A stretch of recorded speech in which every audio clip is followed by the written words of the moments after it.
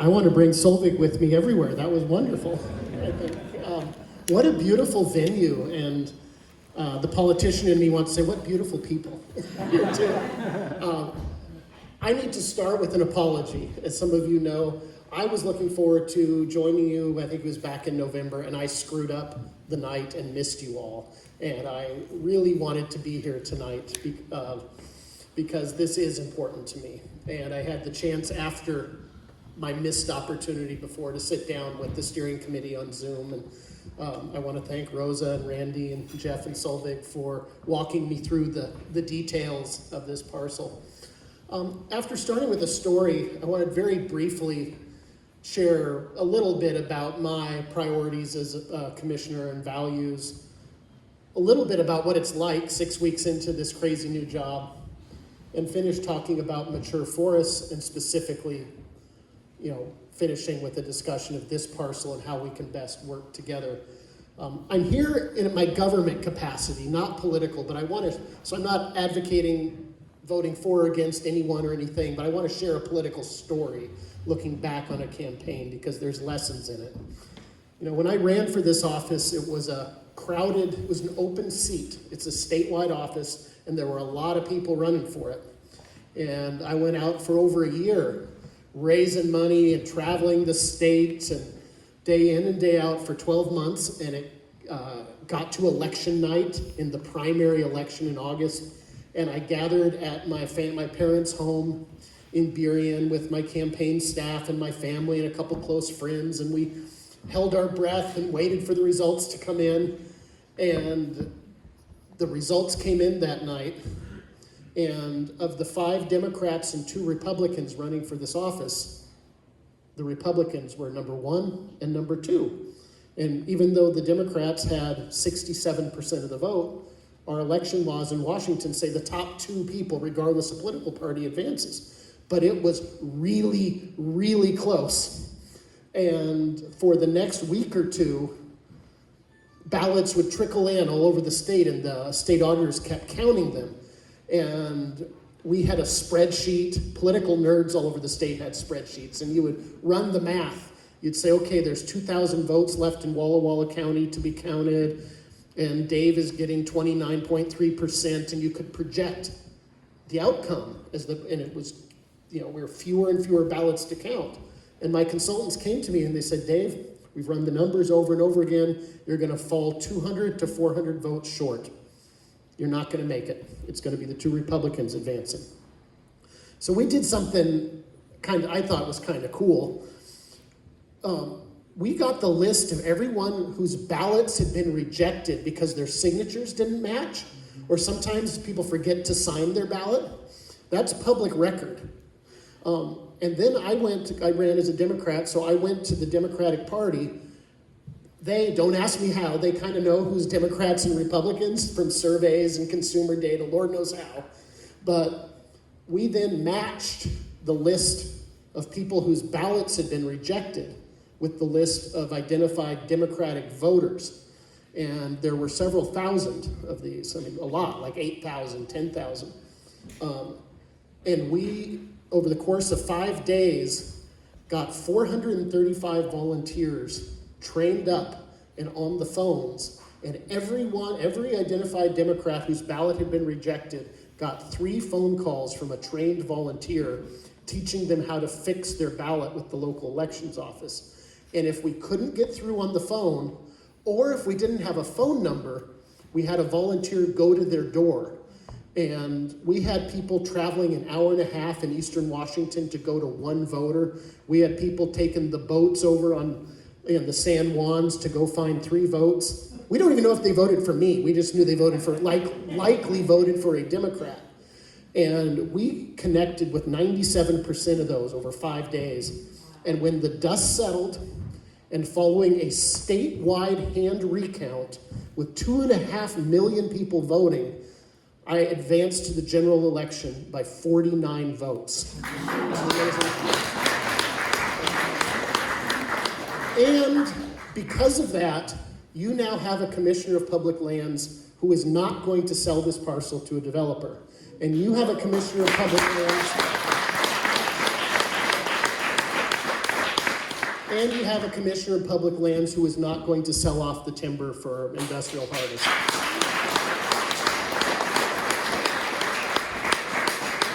So we've bought us some time here, and I'll get to that, but I wanted to share, that's the punchline, I think. And the lesson is civic participation matters, regardless of who you vote for. Participate in your electoral processes, engage in your community. The outcome of elections matter, the outcome of civic advocacy matters. I'm 6 weeks into this, and it's exciting, I'm nervous, excited, feeling all the things. It's a big new responsibility as the director of the State Department of Natural Resources. The agency manages a couple million acres of timberlands, 1 million acres of agricultural lands. We're the largest wheat producer in the state. We manage nearly all of our state aquatic lands, and we oversee wildfire prevention and response for all wildlands, public and private, and with about 2,200 employees. In that nice introduction, Solveig outlined my priorities, and they're pretty simple. Protect our clean air, clean water, and habitat. Improve that wildfire prevention and response. And I think it's the old Boy Scout in me. I want to expand the recreational opportunities we have in our state for people to get out and enjoy our public lands. And in all this work, I think it's important to embed the values of environmental justice. And by that I mean making sure that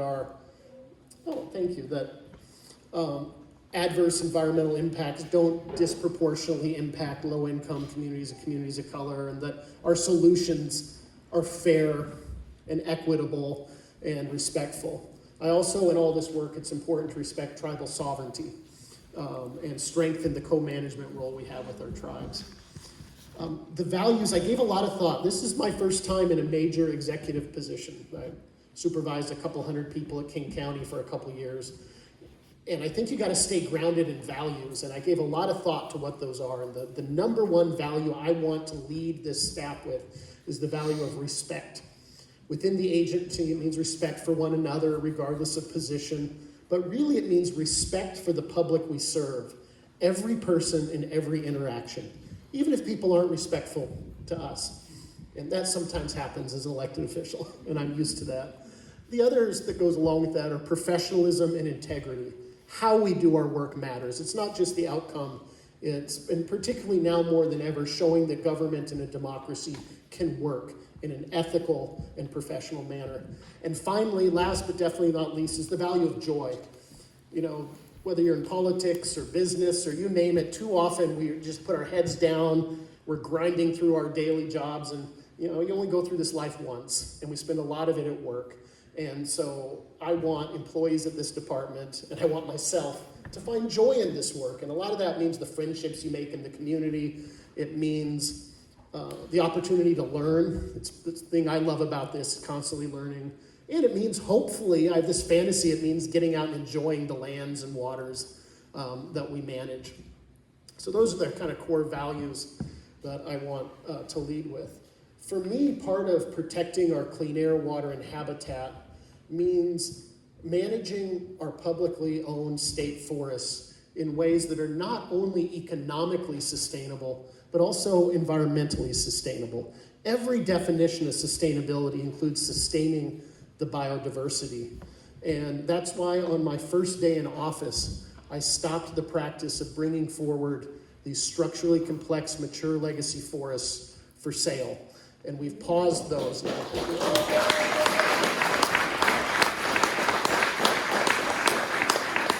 We're starting, this is starting with a 6-month pause. No longer bringing these to the Board of Natural Resources to sell. And during that, the 6 months, we're doing two things. One, we're getting a better picture of where these forests are. How many of these structurally complex mature forests do we have? Where are they located? The second thing we're doing is developing a new management plan that will defer the harvest of the structurally complex mature forests until we hit some habitat goals way out in the future. And this is grounded in existing plans we have with the federal government. Some of you may have heard the term Habitat Conservation Plan. That's under the Endangered Species Act. We have to manage these lands to protect species. And our Habitat Conservation Plan with the federal government envisions 10 to 15% of the landscape being structurally complex mature forests. And the previous administration, their strategy was, as long as we hit that target at the end of the century, we're meeting our responsibilities. I want to meet that target as soon as possible. And that means deferring the harvest of these structurally complex forests until we hit the goals. And that means having 10 to 15% of our lowland evergreen forests as structurally complex mature forests in every planning unit in our state. And this is going to be challenging. There are fiscal impacts to schools and to counties, to our budget, but I have a lot of confidence that we can do this. And the way we do it is pretty simple. We harvest other parcels. This state has over 1 million acres of harvestable timber. Maybe 3% of them are structurally complex mature forests. It takes a couple of years to bring timber sales forward, and that's where our challenge is. I've halted the sales of a whole bunch of these structurally complex forests. That revenue goes away. It's going to take 2 years to bring other forests online. So we're working through this, and we're doing it thoughtfully, and we're talking to counties and school districts and environmental groups and even the industry to make sure we're doing this in ways that are thoughtful, that mitigate the fiscal impacts, that still meet industry needs. Here's an example, something I learned. We have some older forests that aren't structurally complex. They don't have the same habitat values. So some of these mills that require bigger trees, there might be some opportunities there. So with some creativity and collaboration, I think we can put our state forestry on a new path and get away from having to have all of these lawsuits and fighting with one another. I think we can get on a better path. And there is no better poster child, I think, than the Hooven Forest, a structurally complex, mature forest. Some call it a legacy forest. And legacy forest is sort of, I love the beautiful description. It's not a scientific term. It's the way I describe it is you know it when you're in it. It's the almost old growth forests. And so there are forestry terms about structurally complex. But this is the poster child in your backyard. A beautiful parcel with 100-year-old Douglas firs, and you've got the western red cedar and maple. You have creeks and wetlands, and you have habitat types for all kinds of different habitat. And those are valuable ecological qualities. But you also have something else powerful here, and it's the people. You have a community around this forest that values it, that stewards it. I love the mindful meditation. You're doing walks, you have newsletters, you have people helping tend the trails. There's a very human connection and investment that I think is powerful and has value to it. I thought Solveig did a nice job of explaining some of the history. I'm, in many ways, and I learn them every day, the Commissioner of Public Lands has a lot of authority, but there's also a lot of constraints. This land is an example of federal trust land. When we became a state, I should know this, 163, 165 years ago, the federal government gave the state a bunch of land. And in our state constitution, not even state law that we can get our legislators to change, but in our state constitution is a requirement to manage these lands for the purpose of funding school construction. Courts have tested that. We've had some court cases that maybe open up a little flexibility, but this department operates under a constitutional mandate for some of these lands that's reinforced through state law. And so we have fiduciary responsibilities that shape what we can and cannot do. So there is and always will be pressure for a parcel like this to sell it to a developer, sell the timber, but we have other pathways. We have other tools available. They're not easy, but we can work together, and I think we can be successful. The area I want to spend time exploring together in the months ahead is the use of a state program called the Trust Land Transfer Program, and I think you've talked with the state about that before. And it's a program that exists in state law where communities or governments can propose a piece of state trust land for this program. And the way it works is if it's selected, it's scored and ranked by an external advisory committee.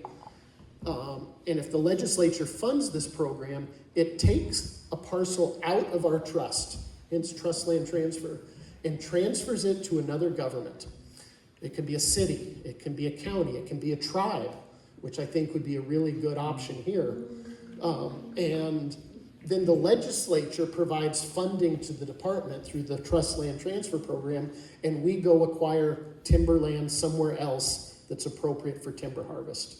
And so it's kind of a win-win with the legislature funding these programs. We take a parcel like the Hooven Forest out of our trust management and manage it for other public purposes, recreation, conservation, and we'll also then meeting our responsibility to make money for schools. And I think the trust land transfer program is one of the most promising. We talked about, I think, a little bit in our Zoom call last fall. There's some challenges. You need a government willing to take it. That's the first. You need Snohomish County, a local city, maybe the Tulalip tribe, or another. I assume we're on traditional Tulalip lands here. And that's the first hurdle. But I think that isn't achievable with my assistance, the assistance of our office and yours, finding a government willing to take over management of this as a park, as a non-revenue generating use. And it could be a government that you could work with on the management plan. If you got a city or the county or a tribal government to be interested in receiving it, you could then work with them on what does the management look like. It would then be up to you and them to figure out what does access look like and all of those kinds of things.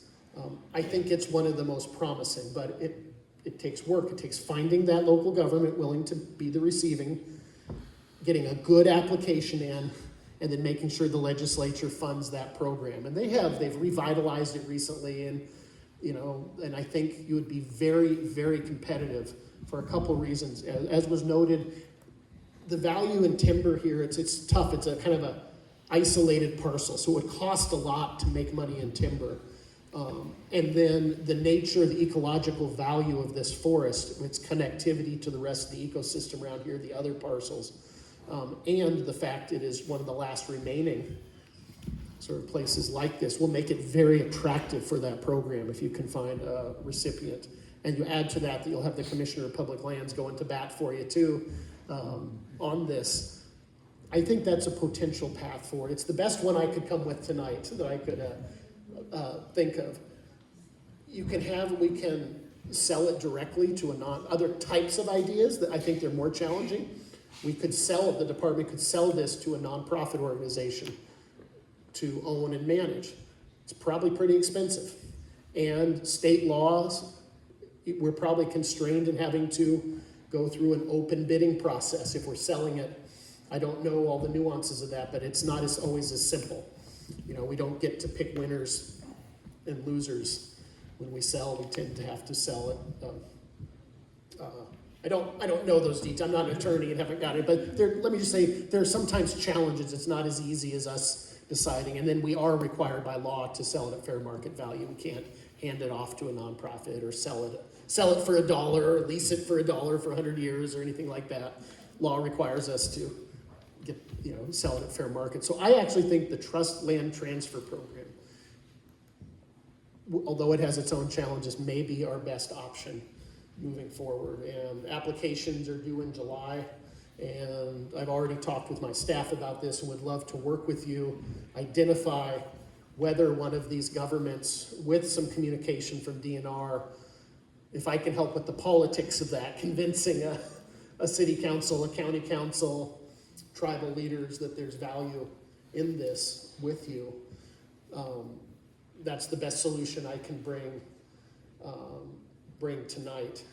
There's obstacles in all this, and when I think of, I'm learning in this job, there's obstacles to almost everything. But when I face those, I always think of my dad, and a couple of you may have heard this story. About 15 years ago, my father unexpectedly lost his vision. He went blind. And one summer a few years back, I set my alarm clock for 4:30 in the morning, yikes, And I drove from Des Moines up to Burien, scooped my dad up, and we drove up to Seattle, and we jumped into the cold water of Lake Washington, and we swam a half a mile. Then we got on a bicycle built for two, and we pedaled 12 and a half miles. Then, with my dad at my side, we ran a 5K. And my father, at age 75 and blind, successfully completed Seattle's Seafair Triathlon. And here's to that. And as we're coming across the finish line that morning, I realized my dad was demonstrating a powerful truth. And it's this: working together, we can overcome any obstacle. And I think that's what you're proving with your advocacy. And I want to work together with you to overcome these obstacles and challenges to make sure that this incredible piece of land is stewarded for its ecological values for generations to come for your community. And I can't wait to work with you on that. And I would love at the end of my 4-year term to look back and see that we've accomplished this together. So I appreciate being here. I'd love to answer any questions. Thank you so much. Thank you. So I'm going to leave you up there, and I have a few questions that have been submitted by the audience that I'm going to read, and then we can open the floor up if we have time for additional questions from the floor. So I know everybody's got to go get some more coffee and tea and yummy things. Please feel free to do that because we don't want to have to take them home. So question, what was the end result of some of the DNR policy votes and changes before your term began? I think I know what that's getting at. For way of background, the Department of Natural Resources kind of has two legs to our stool. There's the commissioner and there's the Board of Natural Resources, a 6-member body in state law that sets the policies and approves land sales and timber auctions. The power of the commissioner is setting the agenda, meaning I have the power to not put something on the agenda for sale. But that is the body that sets policies. The previous administration and the current board, except for me, really prioritized these structurally complex mature forests, particularly in the end of last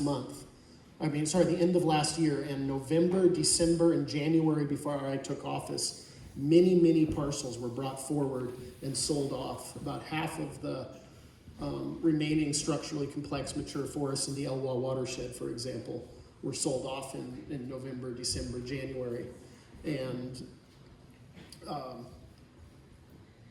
I wish I had a time machine and could go back. And we looked very carefully at what tools I had as commissioner.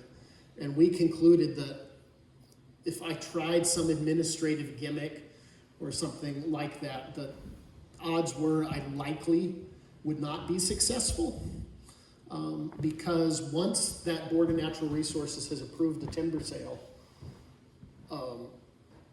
then all of a sudden other people have rights. Once it's auctioned and there's a contract, those timber companies have contractual rights. And so even if I tried administratively to pull something back the next day, there'd probably be litigation, and our attorneys say we probably wouldn't. We might, but we likely wouldn't lose.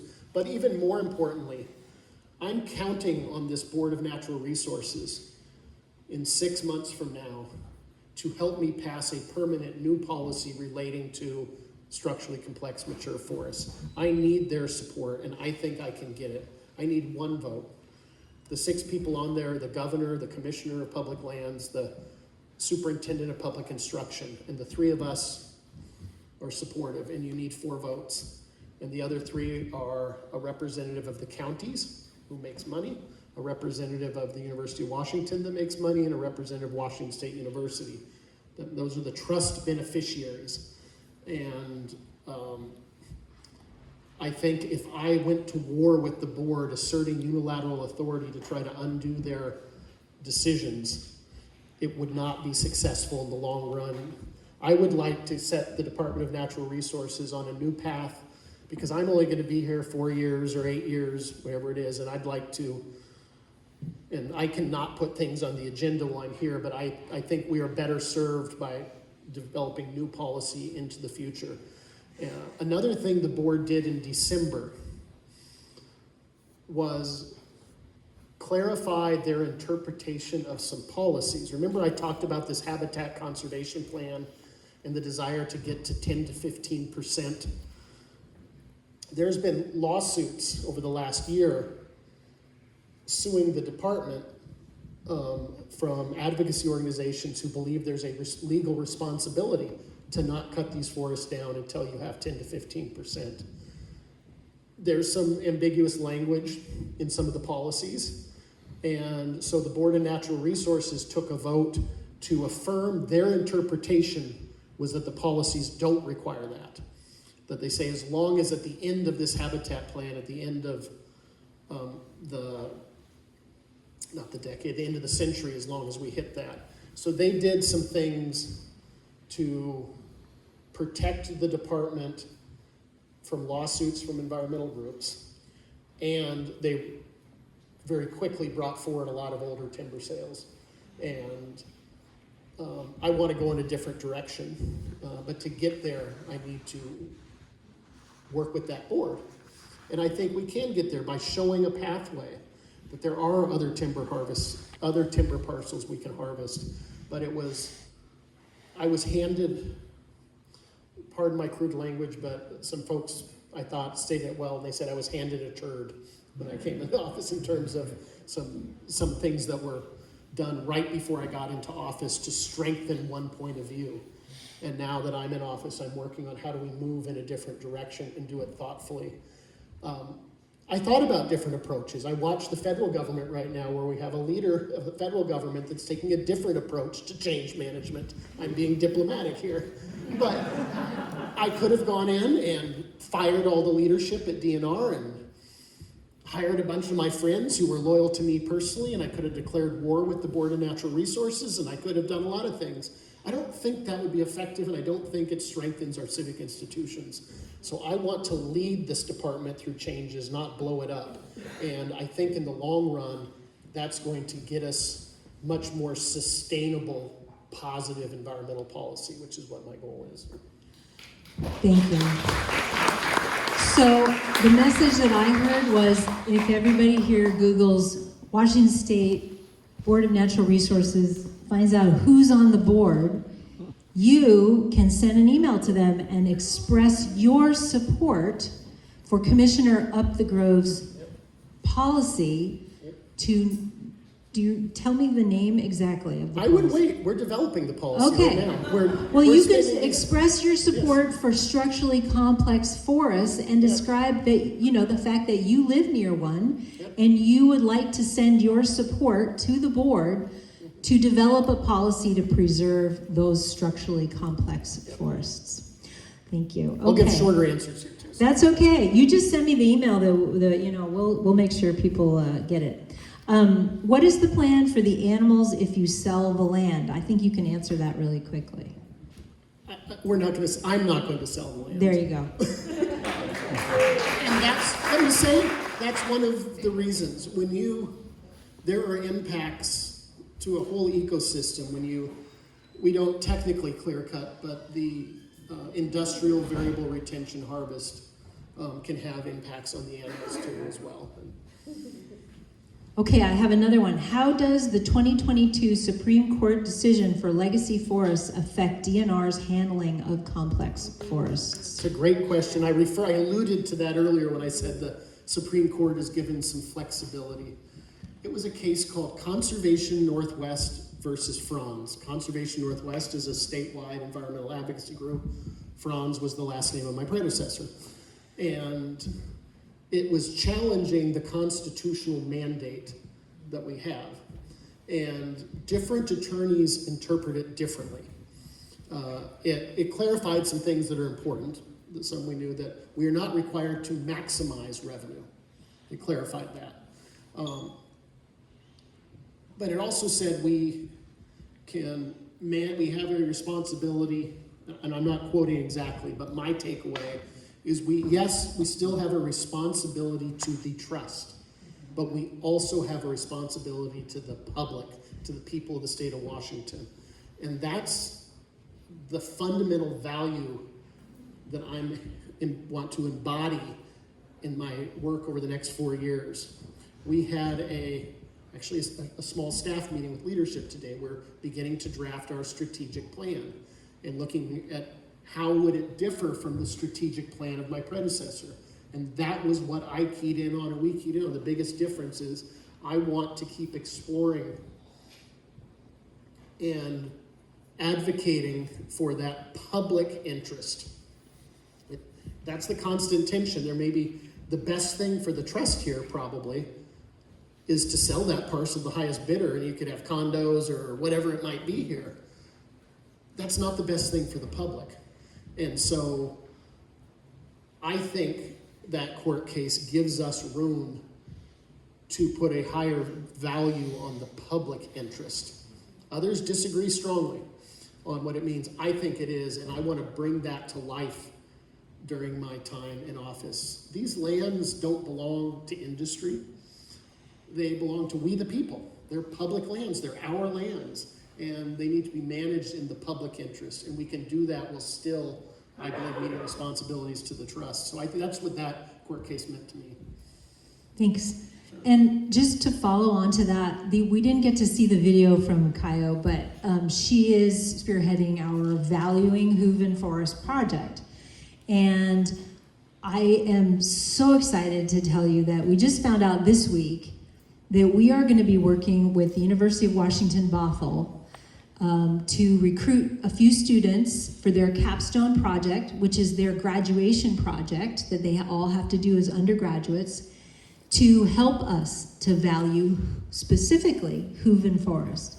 So we are working right now with the head of the Capstone Community Outreach Coordinator for the University of Washington Bothell. They have an environmental studies program, and we are going to try and recruit some students to come and help us catalog what is on that land and help us develop that side of the valuing of Hooven Forest, because we feel really strongly that we want to integrate with the educational system. This is school trust property after all, so please don't sell it off before we finish that project. Well, I have another question here. What do you think of the state purchasing small DNR parcels and turning them over to local governments for carbon capture? Would you support a pilot program in Snohomish County? Short version, yes. The state legislature has allowed us a pilot project. They've authorized one already. The timber industry sued, the department won in court, and I've asked that move forward now. It goes back to your last comment that there are values besides wood products that forests provide, one of which is carbon storage. And even the US EPA has a calculator where they can calculate the dollar value of the carbon in the forest, and let's not forget the soils. And the challenge is, how do you monetize that? If you're the school district, how do you get money? And one of the ways, so far, the one ecological attribute that we have markets in now is carbon. We have carbon markets on the West Coast where we can get carbon credits for doing things that are beneficial for climate. And that's what these types of pilot projects are aimed at doing.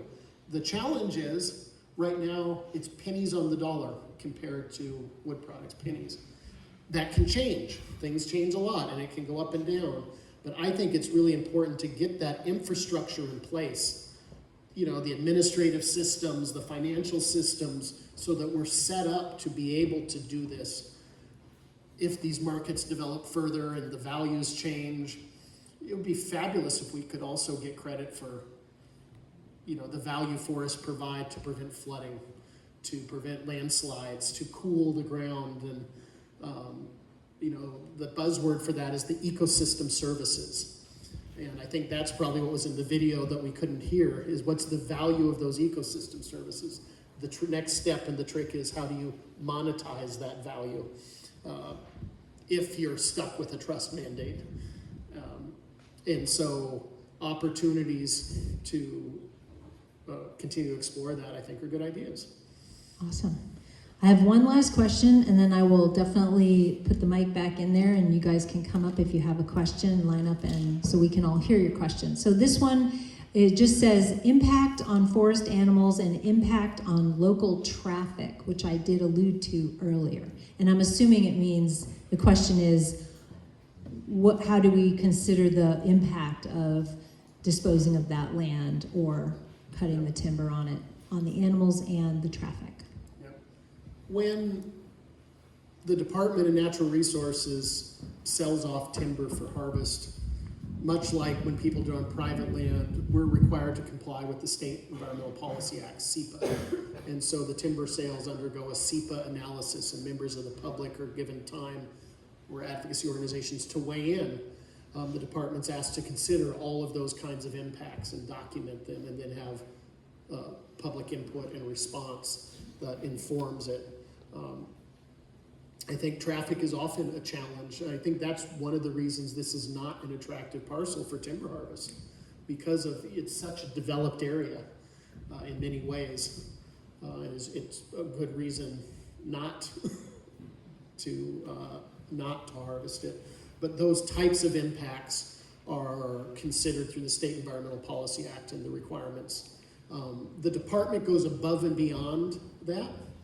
It's generally speaking, if there's going to be a forest land, you're going to want it in the state to manage it, not a private timber company, because we have set higher standards for our state managed timberlands than the law requires on private timberlands.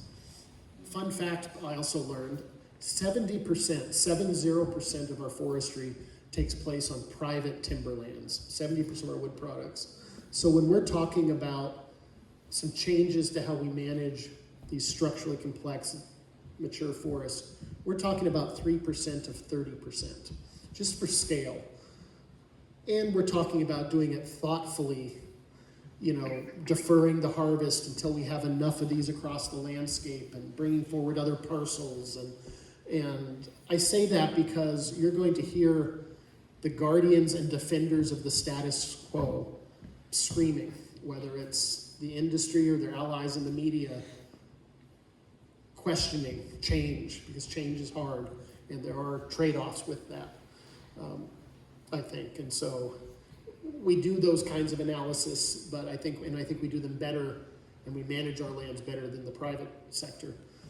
But in this case, I don't think you're going to have to face that, because at least in the next 4 years, because I don't intend to sell the parcel. Just keep repeating that. Yes. For the camera. For the camera. It's all on. We got you on film. Okay, before I turn the mic over to additional questions from the floor, I also would like to recognize that we do have 2 Woodinville City Council members here tonight, Rachel Campbell-Best and Al Taylor. And if there are any other electeds here that I missed, let us know. I also wanted to mention, let's see, who else we want to mention? David Bain, who is sitting right over there. He's a longtime environmental activist and steward of many lands that have already been preserved. So thank you again for your help, because he has been helpful advising us on how to proceed. Are there any other questions? I can actually run this mic around also. Like Oprah. Here. Hi Dave, thank you so much for coming out tonight. My question tonight is a little bit wearing 2 hats. So I'm here representing the Crystal Lake community. I grew up here. I'm also here representing the Evans School of Public Policy and Governance up at UW.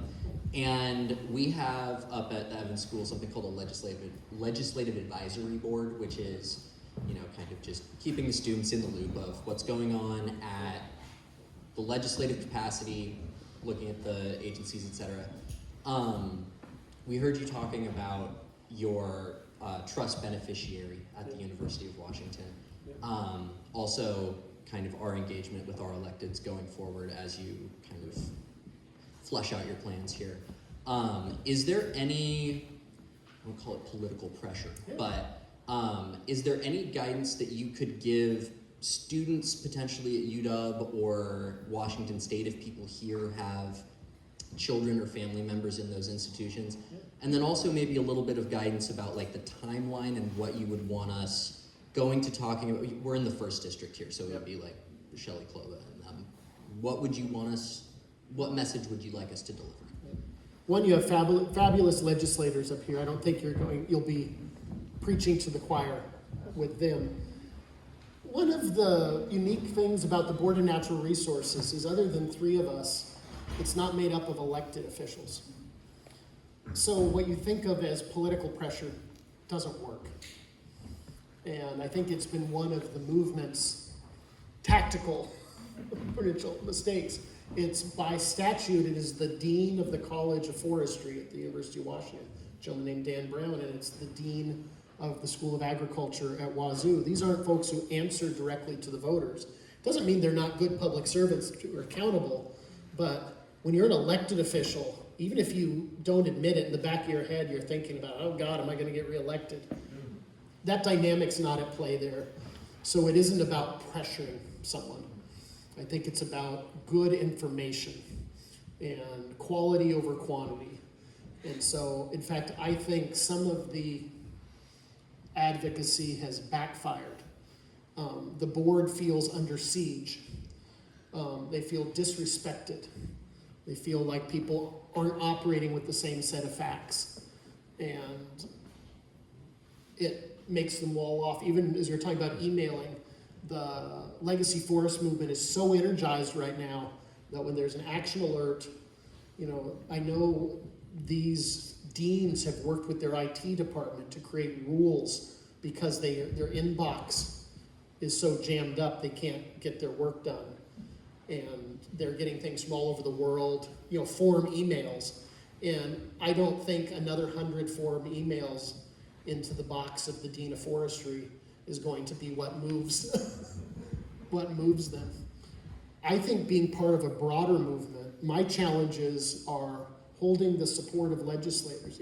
The Seattle Times isn't with me on this. They're giving me they haven't totally attacked me, but they ferociously opposed my election, and they editorialized against what I'm trying to do a few weeks ago. And I think change happens in a democracy when a critical mass kind of reaches. I think so. It isn't as much targeting that one individual as it is continuing to educate yourself on these issues, talk to people about them, join organizations with like-minded values. I think it's going to be much more about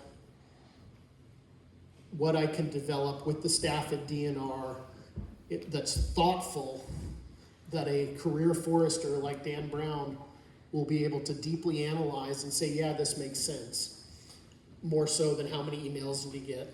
Legislators maybe count how many emails they get, but the board, I don't think it's political pressure. I think it's a different kind of engagement. And I think that dovetails really nicely with really the mandate of what we feel the steering committee has, our vision, which is to work with your organization to develop a model for not just preserving this land, but for how to value other legacy forest lands. And so that's the dialogue I think that our organization wants to have with your organization. So I'm hoping that at some point we can get the name of an actual person in your organization that we can work with, to whether it's applying for a trust land grant to move this parcel out, whether it's developing tools to value the forest.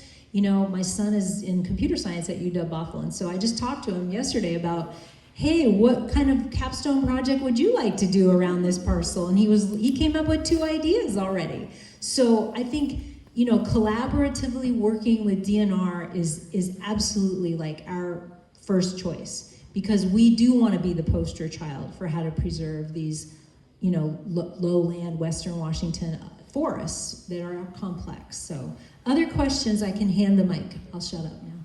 And I'll leave you with the name and contact info. Oh, awesome. Now I got you on video saying that as well. Hold on.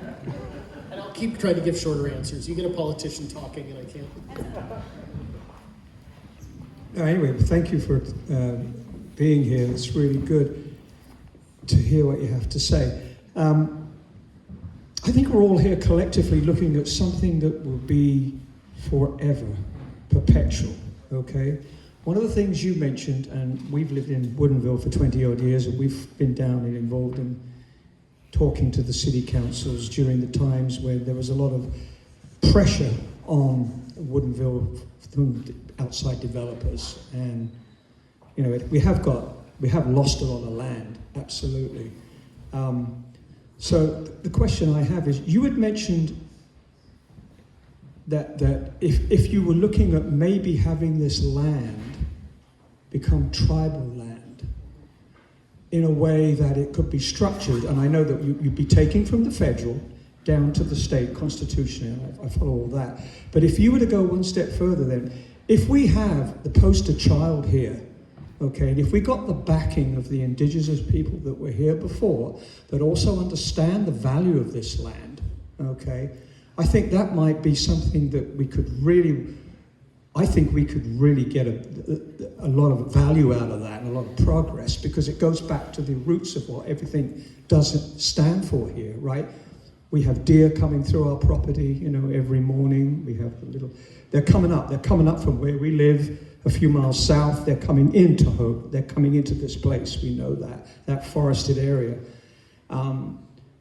There's a lot at stake here, and I think if we went back, it's almost like you actually really do go back to an initial grassroots movement where you're identifying with the people that could really understand it, and then the likes of us, you know, that came here several hundred years later, we're on it too, and we appreciate that. I think that might be a very good idea, what you've mentioned. I love that. If you remember, the tribe is a government itself with a tribal council that makes their decisions based on their interests as a sovereign government, and so we would need them to agree. Would that impact us? I mean, that would also be able to, 30 years from now, 60 years from now, we wouldn't be having to meet again to face issues. Nope. It would be the Department of Natural Resources giving the parcel to the tribe. We're done. And the legislature gives us money to go buy land. Or we could give it to the city of Woodinville, or we could give it to the city of Snohomish for managing, or not say the county, Snohomish County. But if we did that, it would go back in tribal ownership. That nation, the Tulalip Nation, would now own that piece of property. The Department of Natural Resources would have nothing to do with it at that point. And the tribe would come up with the management plan, and which hopefully would be managing it for its value in perpetuity. So it would be permanent, yeah. So have you identified other parcels that are similar to ours that we could kind of dovetail with? Yes, the applications tend to be separate for the trust land transfer program. In fact, those would be your competitors to some degree. There's a current list of applicants, and then that are scored and ranked, and then each year the legislature funds a certain, depending how much money they put into the program, they fund down the list. So you get an application in, you get approved as eligible, you get scored and ranked, you get put on a list, and then the legislature funds down that list, and you move up the list and hopefully eventually get funded. They would be more competitors, not in a bad sense, but you know, it would be very non-traditional to take two parcels from different areas with different ecological issues and have one application together. I think it would make most sense is for this parcel for someone to apply for that program. And the first would be finding that recipient government who would operate it as a park or nature preserve or whatever the management plan is. I don't mean this as a joke, but if we sold it to the Indians, they could very easily turn it into a casino. Not if it was not, well, I think you could probably work that out in advance. I think I would suspect. Okay, there's another question. But I don't know enough about federal law to know what. Was there a question over here too? Yeah, let me get to you first, and then I'll get to that person over there. Yeah, this is just kind of a follow-on question about the application process. You mentioned they're due in July. It sounds like that's an annual date.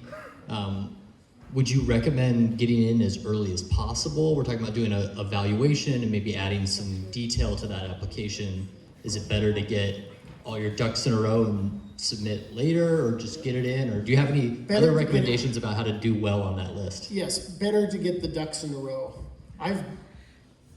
Quite frankly, you have some time. You know, with the commitment I made to the camera tonight, I'm not selling this parcel for a developer or for timber harvest. And I'm here for at least another 3 years and 10.5 months. And so you've got some time. The most important thing probably is going to be finding which government will take it. And that may not be achievable between now and July. If it is, great. If not, we work towards next July. You know, it's like I said, it's not going to get sold off between now and next July. But I think it's having a thoughtful plan, ducks in a row, is more important. And then, I don't know tonight, but I have staff, and I'm gonna make sure I leave the email, you'll have a good point of contact who can work with reviewing applications and strategizing with you. I'm happy to. You're getting a lot out of the guilt of me missing my meeting. Yeah, the leverage. But no, I would rather do it right than fast, I think, because there's not an imminent threat now. So in regards to finding a government body to take it over, has anyone explored just enlarging the Paradise Valley Conservation Area? Because it's literally adjoining, right? Would that streamline things at all? Is that, and I apologize, I'm not too familiar with the geography. Is that a county area or is it a? Yeah, that's a county, but it's actually not adjoining because Crystal Lake is in between Paradise Valley, and Crystal Lake is private. Well, there's a kind of hard question there then, but have you explored giving up a little Crystal Lake's property to adjoin them? Yeah, so here's the problem, is the property in between is a heritage, like class whatever, 1 or 2 wetland that you can't develop and you can't build over it. So Little Lake, which is the bog, which is just north of Crystal Lake.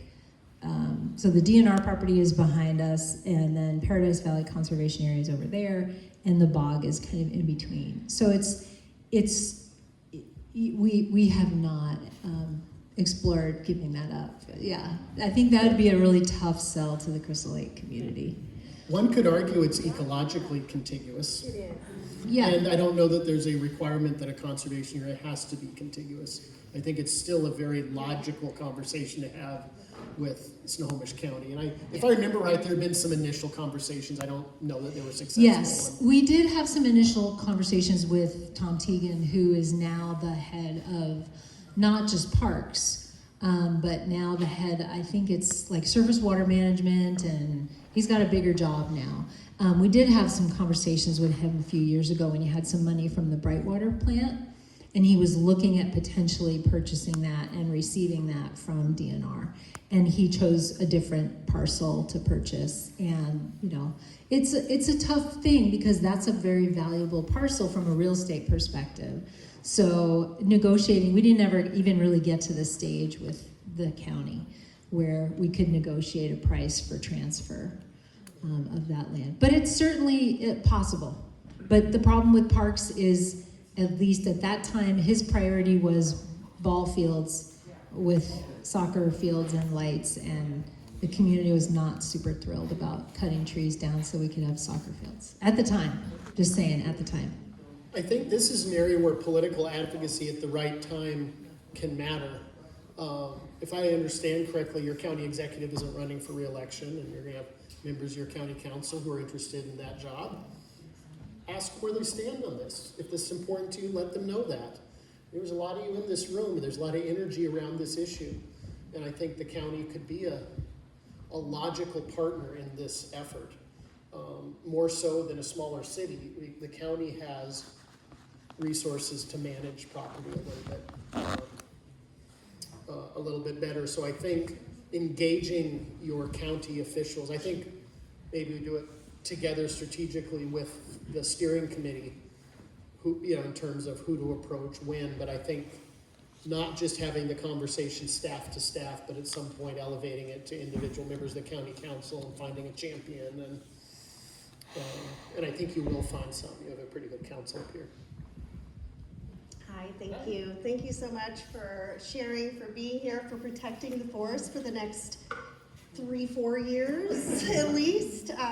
I really hope that we can work towards a long-term solution.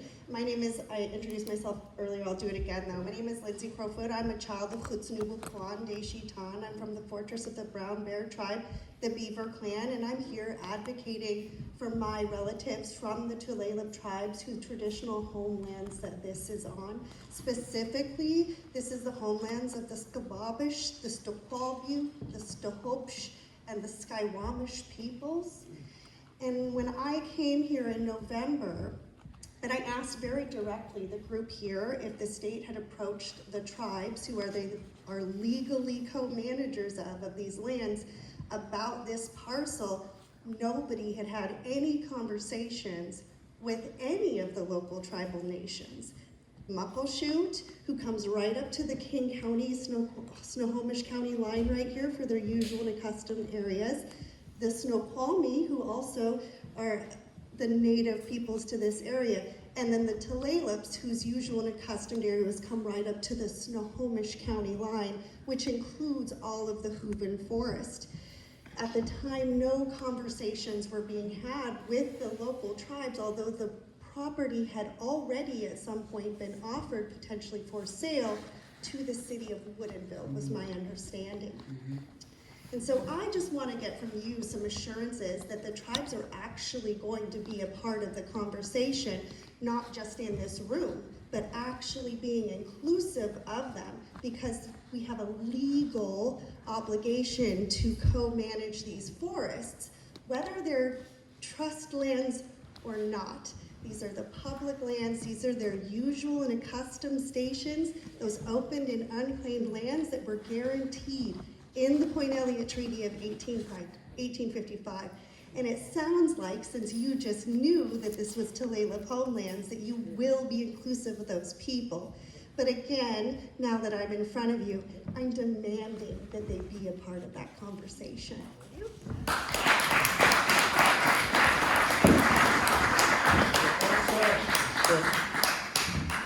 Thank you. The short answer is, of course, yes.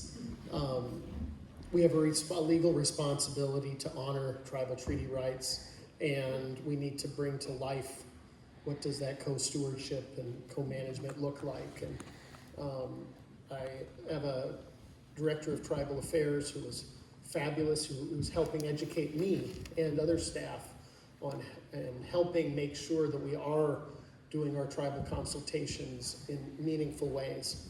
And the department's missed the mark. I think every state agency is not good at this. And it's one of the things I want to keep learning how we can improve doing it at the department. I haven't sat down with the Tulalip. There's a lot of tribes in this state, and I'm 6 weeks in, and I've been going around. I've sat down with maybe half a dozen tribal councils and leaders, and as we're just building it into my calendar, it starts with me showing that respect and coming to them and opening those doors so we can have the conversations then around specific issues when they arrive. I also think we can learn a lot. I think the department can benefit from some of this indigenous knowledge around everything from wildfire fighting to land management, and we need to approach these relationships with respect, I think. And I think there's an opportunity here. We're seeing, I'll back up, the legislature very recently, I want to say 3 years ago, changed state law to allow tribes to participate in the trust land transfer program. And we've seen some very competitive applications. The Yakima Nation is getting some land that belongs to them back finally. It's a way to, I think, a very effective way to meet a number of public policy goals and responsibilities. So I would love it if, when the time is right, to appropriately and respectfully approach the Tulalip tribe about whether or not this is something they want to engage in. And, whether it's the Snohomish County, whether it's the tribe, who knows, maybe Woodinville wants to make a park. I think finding that partner is going to be the first step, and even if the tribe is not the partner, they need to be consulted and engaged early in the process. Well, seems like a really good place for us to wrap it up. It's 8:30, and I don't want to keep Dave too much longer. I'll stick around for one-on-one. Let me just, before you leave, let me ask